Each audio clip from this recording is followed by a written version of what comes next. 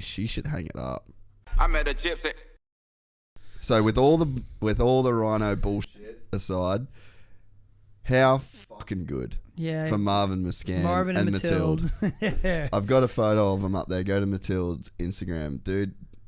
Look at this shit. She say what you will about a moto chick being like super involved. That's a completely different argument. This is the way that they choose to live, and good on them for that. So there's this photo, and then go across. There's another one. There's click out of it, and then go that photo there. Man, good on you two. They honestly... They left their families.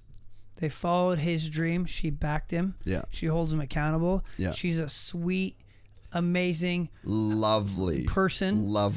If your daughter is anything like Mathilde when you raise your daughter or have a kid, you've won. If your son's going to marry someone, you hope they marry a Mathilde. I wanted to marry Mathilde.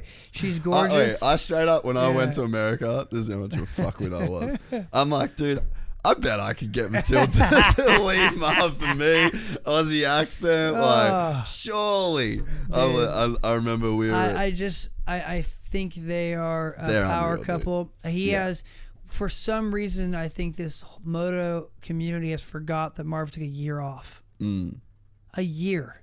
Oh, I mean, we all forget that shit, unfortunately. Right? Like he took a year off with an almost a career-ending knee surgery. Yeah. And he has came back to the epitome of the pinnacle of the sport. Yeah. And won a race hands down, like heads straight up, like against the new almost newly crowned champion, right? Yeah. Like Marvin.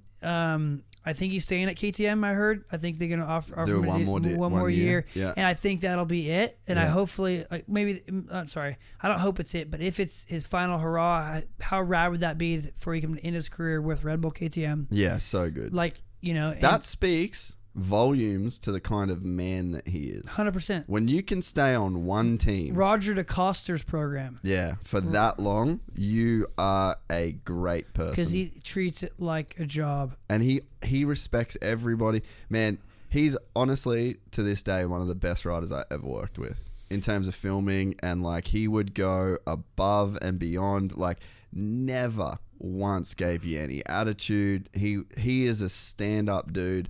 Ultimate professional, and to come back of the adversity that he went through, and not just that, like just people writing him off, that would fucking suck. Good as your last race in this fickle sport, and it's like it's not like I've been fucking singing his praises before he won, because it's just like he wasn't gonna do good. No, he's had some flashes, but it's just like he wasn't the same guy, and like even in the Moto Spies. Like, you see a little bit of it. I fucking bet, dude. I bet that they could show a lot more shit of Marvin. Just like, so let's say they release some footage of Marv that I bet they have, don't know for sure. I bet they've got footage that if they put out, people would be like, she should hang it up. Just like the dog days through the week. He struggled. To your point. Everyone has those days too, but by the way. I bet he's had more bad days than good days. For sure. This year. His determination, his willingness, with having Frankie Latham behind him, and then having to be a second guy.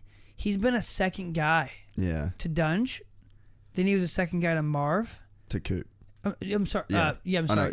I apologize. Yeah, second guy to Dunge, then second guy to Cooper Webb. Yeah, when you were supposed to be the first place. He was supposed to be the number one guy and learn a little bit. Teach Coop what to do. And gosh, that would be taxing.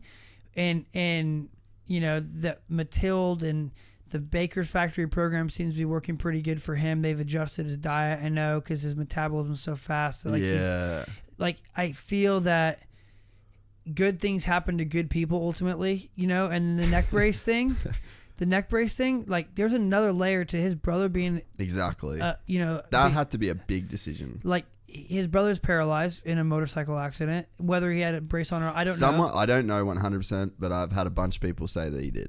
Okay. So I'm just going to take it off full face value. I don't know for sure. I had a bunch of people say. But to take it off after your family, your family member is paralyzed, or even just a race like that. Huge deal. So, all the diversity, all the shit talkers can suck it. Marvin Musquin is a great human being, one hell of a racer, and we're, as a global market, we're really lucky to have him in the Supercross and Motocross series. Yeah.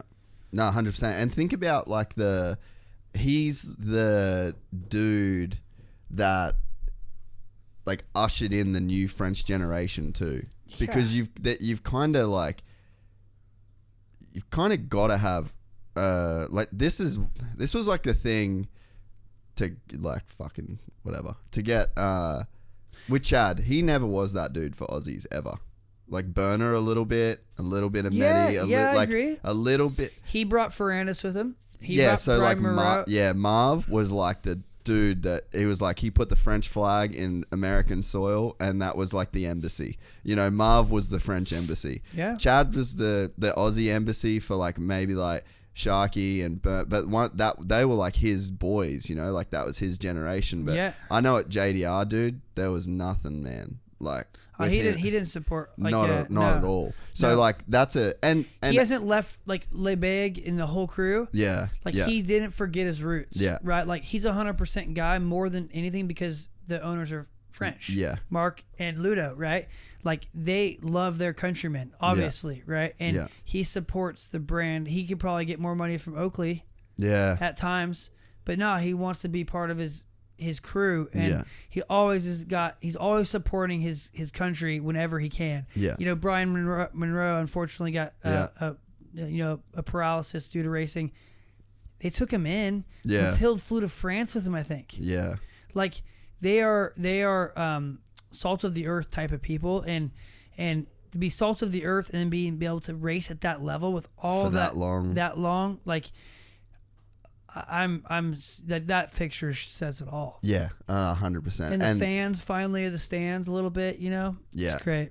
And to bookend the Chad thing, Chad wasn't obligated to do any of that. No. So I'm saying that of like I'm his friend. And it's like looking back, I'm like, fuck, because that was my original problem. I was like, I wish you would have been cool to me. Like I was fucking lonely and homesick, and I was like, dude, you're the fucking coolest Aussie of all time. But who brought Chad over, right?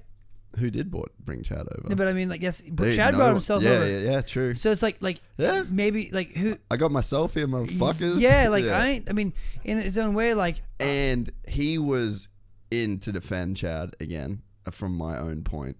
He was just on such a crazy level, dude. Like he comes to America, gets thrust into like the millions and millions and millions of dollars era boost, and then dude, he would have been making like $500,000 a year just from a fucking shoe, dude. Oh yeah. So you know, he's in a different world. So again, but to your point, it's not a knock on Chad, but he didn't do the fucking French embassy thing. You know, for the Aussies, the way that Marv looks out for people. Yeah, like just in general, right? Like, I'll support you. You know, like I'll try. Like, he's salt of the family is salt of the earth, and I think they're gonna want to start having kids soon, and like that goes to that another level. But I think right now, you know, there's you have two ways of doing it. You have the Cooper Webb way. Yeah. You have the Marvin way, and it's cool to see them both kind of working out a little bit. Yeah, that's true. Right? And just a complete side note, Ronan, can you please click into the bikini picture? Oh, shoot. This is not about Mathilde. For anyone that's on like the Alden Peds argument, can we please all agree that Marvin Musquin is not on fucking Peds? I wasn't looking at Marvin, but yeah. Can that be a case in point? Yeah, no, he's you know what? He actually has put on weight. Yeah. Like he's just not that. Do you know how he could put on weight? Real easy. Peds. yeah, exactly. If you enjoyed this content, please like and subscribe. And to listen to the full 3-hour podcast, search Gypsy Tales in your favorite podcast platform or click the link in the description below. Gypsy Gang.